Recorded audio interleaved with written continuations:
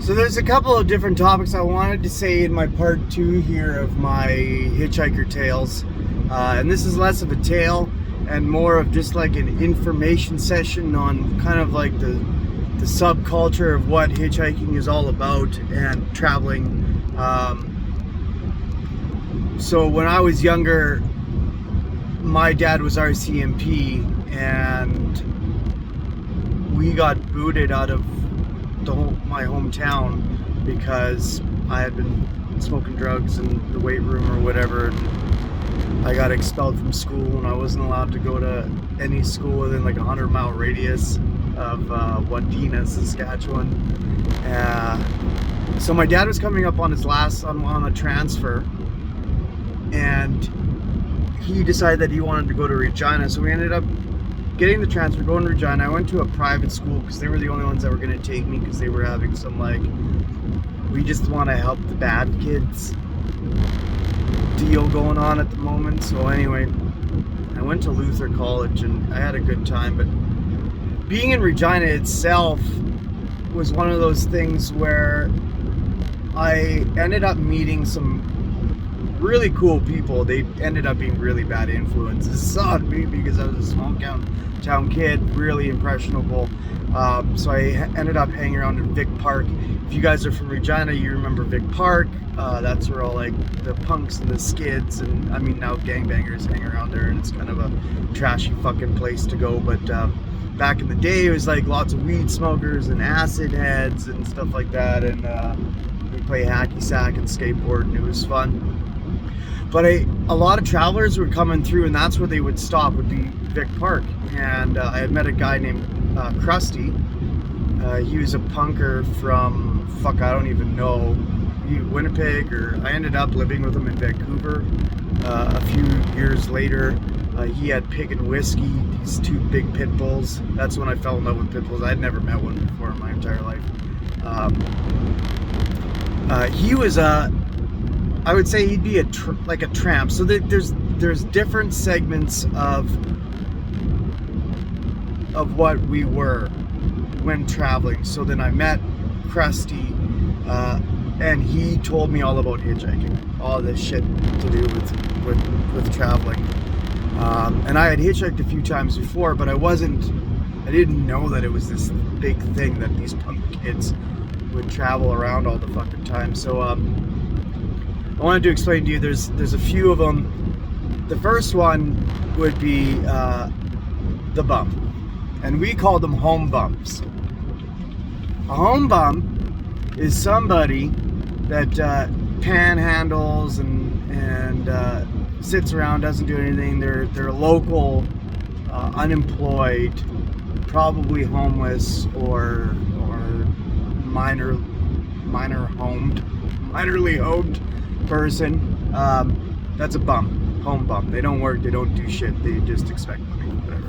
And I've been a bum from time to time. I've panhandled and stuff like that. I'd rather busk, and a busker is somebody that is kind of like a bum, but they play music, or they tell jokes, or they write poems, or they paint pictures, or they just do some sort of art to entertain the people coming by, to make the money. It's less of just asking for cash and more providing a entertainment for the people. The second would be a tramp, and I don't know if they use this all too often, but a tramp is a traveler that works only when forced to. So let's say in Victoria, my dog got impounded after I beat the shit out of this dude, and I got thrown in jail, and the cops came and get me, and this is a long fucking story, and it's actually really fucking funny. There's some parts to it, but I won't get into it. I feel really bad for what I did to the dude, though. Sorry, man. But when my dog got taken away and put into the pound, I had to go and get a job, work at Labor Ready or whatever, to raise the money so that I could get him out. And I didn't raise enough money from working Labor Ready, so I actually found these rich college kids gave me the extra $50 to go get my dog out of the pound. Anyway, that's a tramp, someone that's forced to work.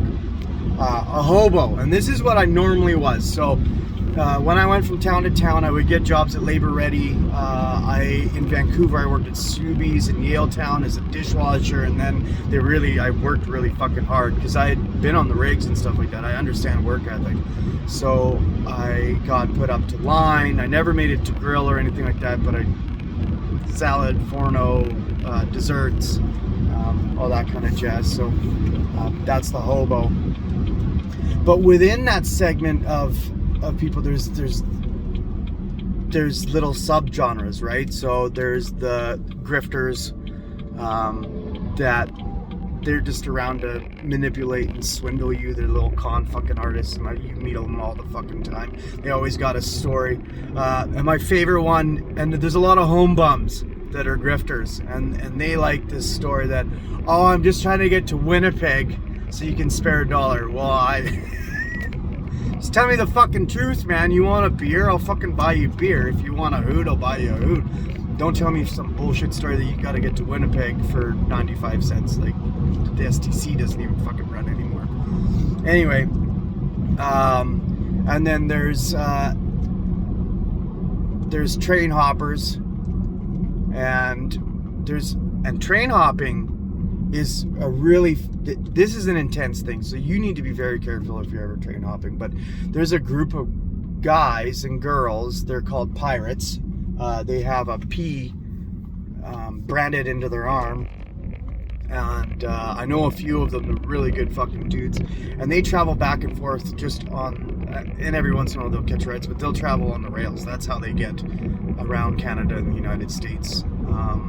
And super cool dudes. Lots of them are French. All of them are drunk.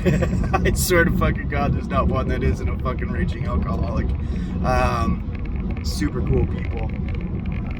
You need to be careful in the mountains because you get stuck in some of those tunnels that are miles long, and then the carbon monoxide chokes you out and kills you. So you gotta know what you're doing if you're riding the rails. I heard somewhere that in America there's like 20,000 people still riding the rails. I don't know what that would be in Canada. Pretty intense. And then there's like home bums, and then transients. And transients are more like college kids that do backpacking, right? Like they're backpackers, transients. They're just people that come and go out of towns. They work bar jobs and stuff like that, but they're not really street people. So there's us, the punk street kids. You call us street kids. Once you get to a place, it really doesn't matter if you're a tramp, a hobo, or a bum, a grifter, or a drifter, or a transient. You're just a street kid now. Now you're just living on the streets, right?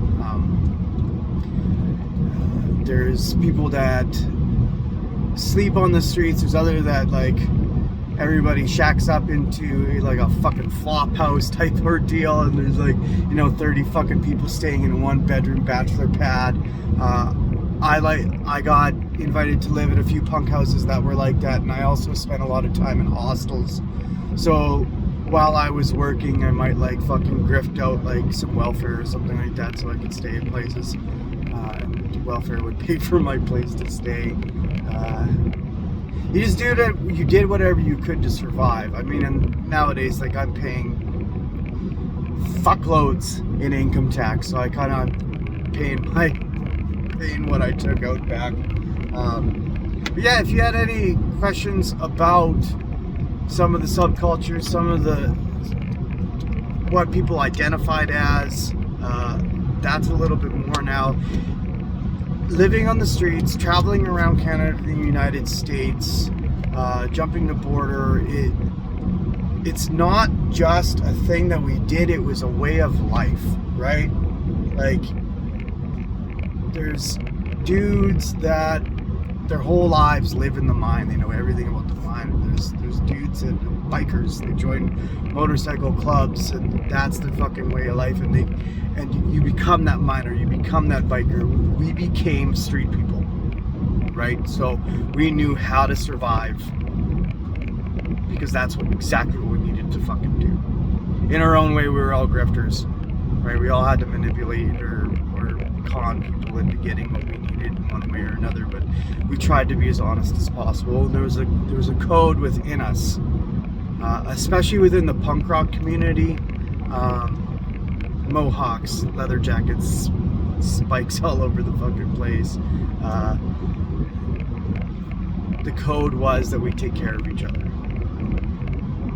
And when there's a new punk on the street, you invite them into the group. Like, they don't need to try to get in. It's not a fucking popularity contest.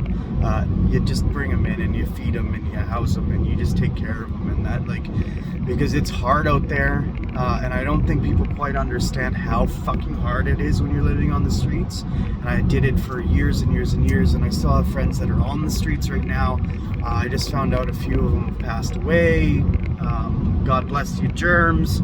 He's a fucking greasy motherfucker, but he was a really good stand-up guy when he wasn't drunk or high on heroin. I'm sure the fentanyl took him out.